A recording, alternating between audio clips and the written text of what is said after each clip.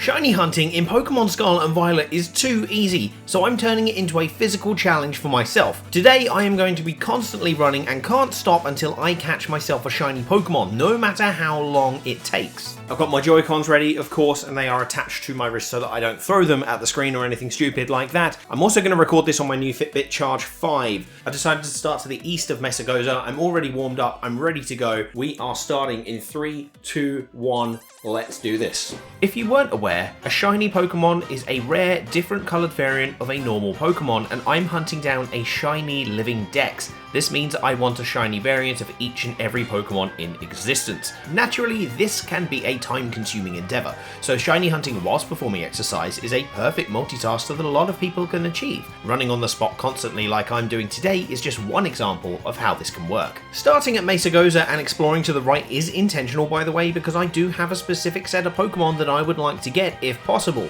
Klawf, Smoliv, Dunsparce, Growlithe and Pawniard. All lovely Pokemon that I need for my shiny living Dex, so I'll be moseying around the areas with those Pokemon in them in particular. It's not the end of the world if I don't get them, of course, and I'll accept any shiny I eventually do find, but one of these would be perfect. There's a Klawf, not a shiny though, so I don't care, we can run past him. I am pacing myself because this could be 5 minutes, this could be 3 hours. What sort of time am I expecting? I'm expecting around half an hour. I think by that time, depending on how many Pokemon you've seen, it should be around shiny odds. At the start of this video, I made the coldest of takes, saying that Scarlet and Violet are easy games to shiny hunt in, and that's because this game has a variety of ways to increase the odds of shinies appearing. There's the sandwich method, where you eat a big sandwich that for some reason alters wild Pokemon appearance and encounter rates, with certain ones being able to increase shiny odds. Then there's also the mass outbreak method, being adapted from Pokemon Legends Arceus, where specific Pokemon mass spawn in a small area with heightened shiny odds for Pokemon appearing after you've knocked out enough of them to make a medium to large pile on the ground.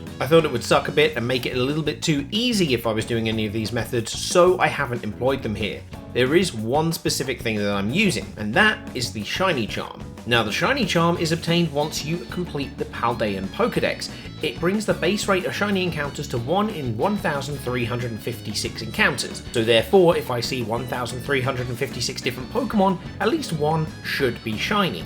The wonderful thing about RNG, however, is that I could go completely under odds or I could go massively over odds. And if I go over odds here, I could be running for hours on end. So the odds for this game are pretty good. One of the reasons why the shiny odds are so good is because you are just simply having more encounters on the screen at the same time. In the time it would take me to do one encounter in a previous generation, something like Sword and Shield, I could have seen 15 to 30 Pokemon. This massively increases my chances of getting a shiny.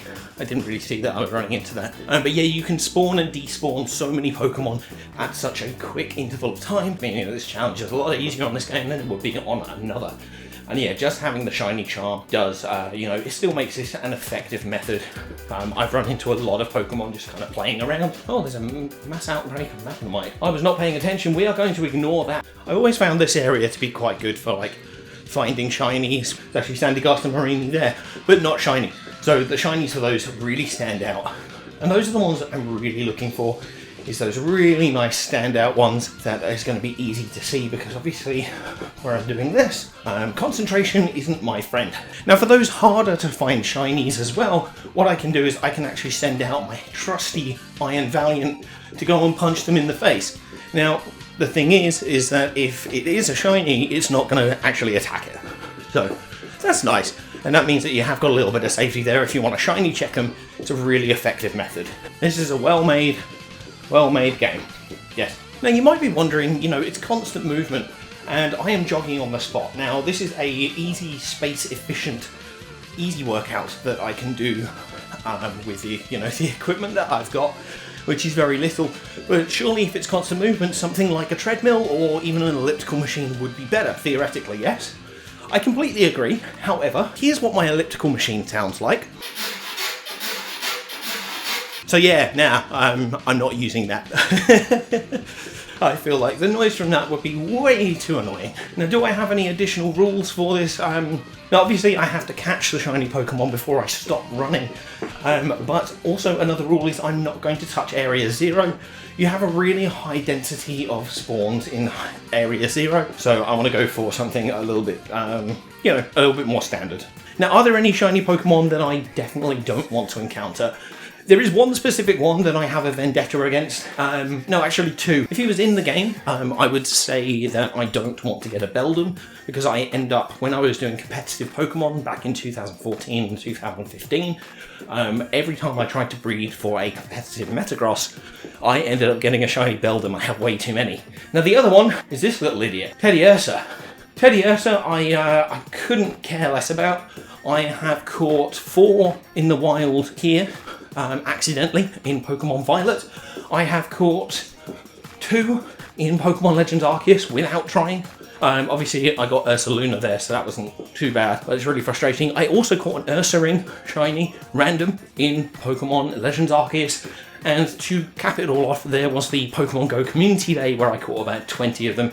So I have more shiny Teddiursa than you can shake a stick at, so as far as I'm concerned, shiny Teddiursa can go do one, and we will kill them on sight.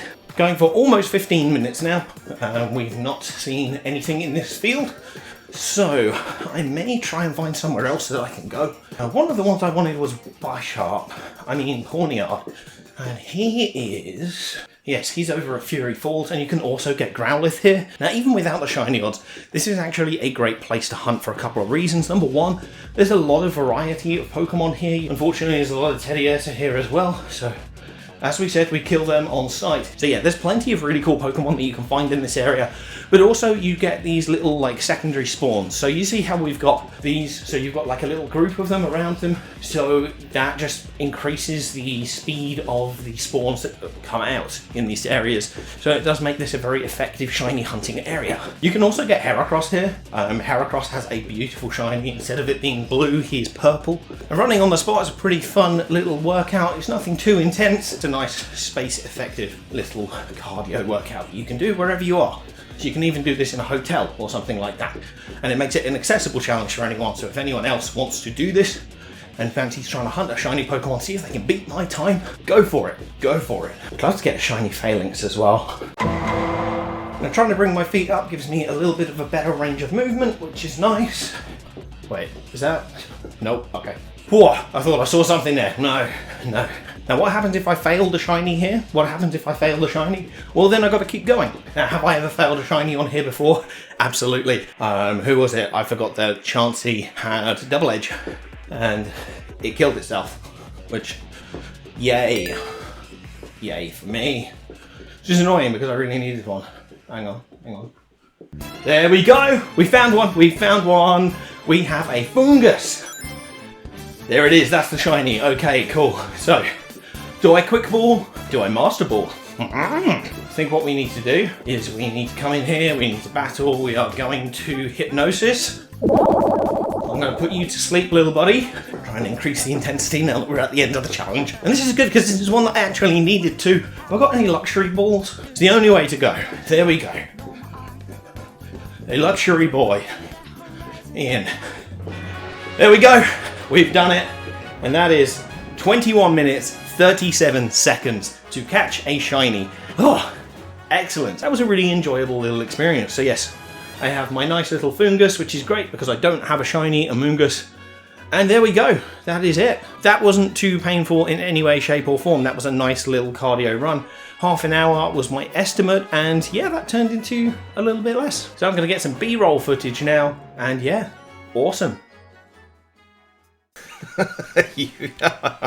Really? It's the shiny Phalanx. It's the one that I wanted.